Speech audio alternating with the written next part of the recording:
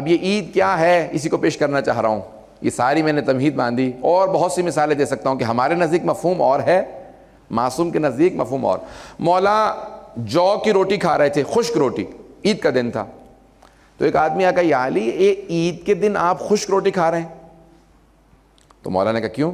کہ بھئی ہمارے ہاں تو بہت میٹھے پکتے ہیں, بڑے بڑے کھانے, بڑا اہتمام ہوتا ہے, آپ عید والے دن بھی خشک روٹی کھا رہے ہیں؟ تو مولا نے کہا انما ہوا عید لمن غفر اللہ, عید اس کے لیے عید ہے جس کے سارے گناہ معاف ہو گئے ہوں. تم لوگ گناہوں میں سب سے آگے ہوتے ہو, پھر عید میں بھی سب سے آگے ہوتے ہو. پتہ نہیں بات پہنچ رہی ہے نہیں پہنچ رہی ہے. عید جب منانے کے لیے آیا کرو تو دیکھا کرو جو سب سے آگے صف میں ہو وہ سب سے زیادہ جس کے گناہ معاف ہو گئے ہوں. کہا کہ ہمارا ہر دن عید کا دن ہے, کہ جو اللہ کی معصیت نہ انسان کرتا ہو وہ عید ہے, اس لیے اہل بیت کے لیے ہر دن عید ہے کیونکہ ہر طرح سے پاک ہیں. پتہ نہیں بات پہنچ رہی نہیں پہنچ رہی. جو ہر طرح کی آلائشوں سے پاک, اہل بیت علیہ السلام. عزیزان گرامی, ہمارے نزدیک یہ تمام مفاہیم کچھ اور ہوتے ہیں, لیکن آج شب عید ہے, اس لیے آپ نے دیکھا کہ عید الفطر پہ ہر انسان عیدی مانگتا ہے. مجھ سے عیدی نہ مانگیے گا, میں عیدی انشاءاللہ پہلے دے رہا ہوں. یہاں پہ ایک آخر میں کچھ فضائل کیسے نکات پیش کروں گا, میری طرف سے سب کے لیے عیدی ہوں گے. آج کے جناب امیر علیہ السلام کے کچھ فضائل انشاءاللہ آخر میں پیش کر دوں گا. وہ آخر میں جو میں انشاءاللہ فضائل پیش کروں گا, میری طرف سے آپ لوگوں کی شب عید کی عیدی, کیونکہ میں تو آج رات میں جا رہا ہوں تو انشاءاللہ میری طرف سے عیدی آپ کو میں دے جاؤں گا. لیکن عیدی مانگتے ہیں تو ہر انسان جو چھوٹا ہے وہ بڑے سے عیدی مانگتا ہے. ہم لوگ بہت گنہگار ہیں, جب پروردگار کو دیکھتے ہیں تو کہتے ہیں پروردگار اتنے گناہوں کے ساتھ کیسے مانگے, لیکن دیکھتے ہیں وہ ہے ارحم الراحمین, تو اب ہماری ہمت ہو جاتی ہے. ہم کہتے ہیں پروردگارہ تو بھی ہمیں عیدی عنایت فرما, عیدی ایسی عنایت فرما کہ ہماری آنکھوں کو امام کی زیارت نصیب فرما. اس انداز سے عیدی مانگیں کہ اللہ آج کی شب کے اندر, کہا جو حتیٰ شب قدر میں چیزیں رہ گئی ہوں وہ آج رات مانگی جا سکتی, کیونکہ شب عید ہے. جناب ختمی مرتبت کو بے انتہا محبت تھی جناب امیر علیہ السلام سے, کہنے والی بات ہی نہیں ہے. وہ حتیٰ جو دشمن امیر المومنین ہیں وہ بھی مانتے ہیں کہ رسول خدا کا ساتھ محبت جناب امیر سے تھی. اور جب کسی نے جناب خود سیدہ نے کہا کہ زیادہ محبت کس سے ہے, جناب ختمی مرتبہ سے پوچھا کہ آپ علی سے زیادہ محبت کرتے ہیں مجھ سے, تو آپ نے فرمایا علی مجھے زیادہ عزیز ہیں, آپ زیادہ محبوب ہیں. اگر پتہ نہیں بات پہنچی ہے نہیں, علی زیادہ عزیز ہیں, آپ زیادہ محبوب ہیں. عزیز وہ جس کی عزت زیادہ کرتا ہو, محبوب وہ جس سے محبت زیادہ کرتا ہو. یہ وہی جملہ ہے جو سید الشہداء سے متعلق پوچھا گیا امام زمانہ سے کہ کس سے زیادہ محبت تھی, جناب عباس سے یا جناب علی اکبر سے؟ تو آپ نے کہا جناب سید الشہداء کو عباس زیادہ عزیز سے, علی اکبر زیادہ محبوب تھے. وہی جو جناب ختمی مرتبت نے جناب امیر اور جناب سیدہ سے متعلق فرمایا. اگر بات پہنچ رہی ہو عزیزان گرامی, تو کہا علی مجھے زیادہ عزیز ہیں, آپ زیادہ محبوب ہیں, یعنی دونوں کا وہ ہمیشہ رسول خدا نے اپنا پلڑا اسی طرح سے رکھا. اب تو عیدی مل گیا آپ حضرات کو. عزیزان گرامی یہ جناب امیر علیہ السلام کا. اب سوچئے جناب سلمان کا مقام کیا ہے. میں کہتا ہوں آج کوئی سلمان بھی نہیں بن سکتا, کیونکہ پنجتن کی خدمت نصیب ہو تو کوئی سلمان بنے. اتنے خدمت کی ہے جناب سیدہ کے در کی جناب سلمان نے کہ جب اجازت مانگتے تھے, میں نے خود روایات دیکھی ہیں کہ بی بی اجازت ہے گھر کی صفائی کے لیے آیا ہوں. ایک جناب سلمان ہیں جنہیں چکی چلانے کی اجازت تھی, گھر میں صفائی کی اجازت تھی. اور جب کسی نے ایک مرتبہ کہا سلمان اس طرح سے دروازے کی صفائی کیا کرتے ہو, در کو اس طرح سے صاف کرتے ہو, کہا کونین کی بطول کے یہاں پاؤں آتے ہیں, کہ اس لیے میں اپنے لباس سے اس جگہ کو صاف کیا کرتا ہوں. تو عزیزان گرامی وہ گرد و غبار ہمارے لیے تبرک ہے جو قدم اہل بیت سے وابستہ ہو جائے. اور جناب حبیب بن مظاہر سے متعلق بھی یہی ملتا ہے نا کہ آپ وہ خاک اٹھا کے آنکھوں سے ملتے تھے جو جناب سید الشہداء جہاں قدم رکھ دیتے تھے. یہ حدیث رسول ہے نا کہ آپ نے کہا کہ مجھے حبیب سے بڑی محبت ہے. تو صحابہ نے کہا یا رسول اللہ کیوں؟ کہا کیونکہ حبیب کو حسین سے بہت محبت ہے. کہا یا رسول اللہ خدا محبت تو ہم سب کو بھی ہے. کہا نہیں, جو میں نے اس کا حال دیکھا ہے وہ کسی کا نہیں دیکھا. جہاں میرا نواسہ حسین قدم رکھتا ہے یہ وہاں کی خاک اٹھا کے اپنے چہرے پہ ملتا ہے, آنکھوں سے لگاتا ہے, اس خاک کو چومتا ہے کہ حسین کے قدم آئے. عزیزان گرامی اتنا عشق و محبت ہو. یہ آخری شب تھی, شب عید ہے. میں نے وعدہ کیا تھا بہت مختصر جتنا ہو سکے گا مختصر کروں گا.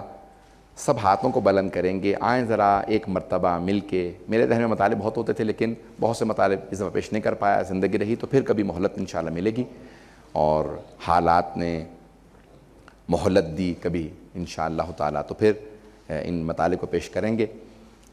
عزیزان گرامی، آج ہاتھوں کو بلند کریں گے، ذرا مل کے ایک مرتبہ خدا کی بارگاہ میں ایک واسطہ لے کے چلتے ہیں، جو واسطہ کبھی بھی رد نہیں ہوتا. وہ واسطہ آج جناب خاتون جنت کا واسطہ ہے.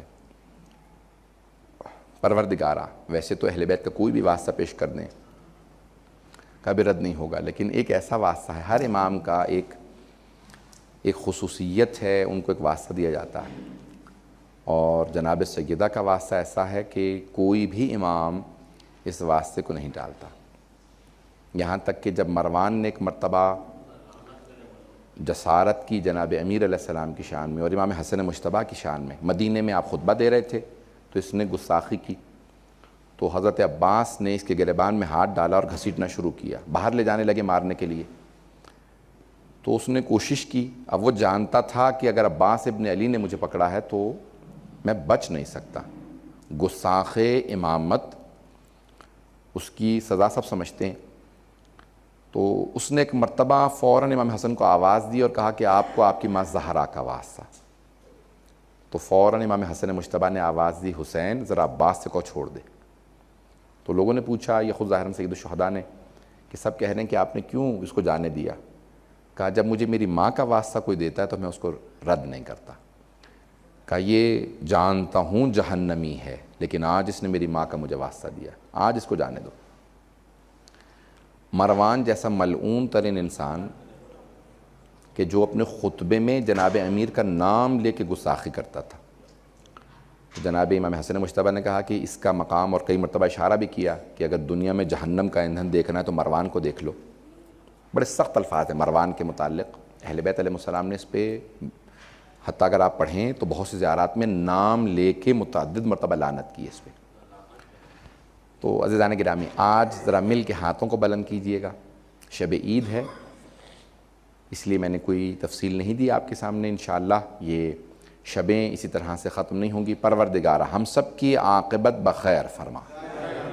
پروردگارہ تو واسطہ اس مہینے کی جناب امیر علیہ السلام کی شہادت کا، جناب خدیجہ الکبریٰ کی، اور پروردگارہ اور جتنے بھی اس مہینے کے اندر بے انتہا واقعات ہوئے، بے انتہا اس مہینے میں مسلسل شہادت حضور مولا کے ماننے والوں کی، پروردگارہ تو واسطہ جناب امیر علیہ السلام کی عظمتوں کا ہم سب کو زندگی میں اہل بیت کی تمام زیارات نصیب فرما، آخرت میں ان کی شفاعت نصیب فرما. پروردگارہ جہاں جہاں مومنین بسے ہیں ان کے سب کے جان مال عزت آبرو کی حفاظت فرما. ہمیں عیدی عنایت فرما، امام زمانہ کے ظہور میں تعجیل فرما. ہمیں عیدی عنایت فرما. پروردگارہ ہمارے گناہان کبیرہ صغیرہ معاف فرما. پروردگارہ دنیا کے اندر سب بہت سے یتیم ہیں، بیوگان ہیں، مساکین ہیں، پروردگارہ سب کی پریشانیوں کو دور فرما. پروردگارہ ان کے لیے بھی کل کے دن کو عید قرار دے. پروردگارہ اس سال میں بے انتہا اس مہینے میں شہید ہوئے، عراق میں، بحرین میں، شام میں، یمن کے اندر بے انتہا مسلسل جو ہے وہ آل سعود حملے کرتے رہے. پروردگارہ جتنے بھی خانوادہ شہداء ہیں پاکستان، افغانستان میں اور بہت سے مقامات پہ، پروردگار تمام شہداء کے تمام خانوادے جتنے بھی جہاں جہاں پہ ہیں ان سب کو پروردگارہ کل کے دن کی مناسبت سے ان کی پریشانیاں دور فرما. یتیموں کو پروردگارہ ہم سب کو ہمارے جو حقوق ہیں ان کو ادا کرنے کی توفیق عنایت فرما. چاہے یتیموں کے حق میں حق ہو، ہمارے گردنوں پہ کوئی بھی بیوگان کی طرف سے ہمارے گردن پہ حق ہو، پروردگارہ ہمیں اپنے تمام فرائض نبھانے کی توفیق عنایت فرما. پروردگارہ یتیمان آل محمد کی حفاظت فرما. دشمنان اہل بیت کو نیست و نابود فرما. آل سعود کو، آل خلیفہ کو، داعش کو، طالبان کو، یہ سپاہی یزید کو غارت فرما. ہمارے مقامات مقدسہ کی حفاظت فرما. ربنا تقبل منا انك انت السميع العليم بحق محمد وآلہ الطیبین الطاہرین المعصومین. الفاتحہ قبلها الصلوات. اللہ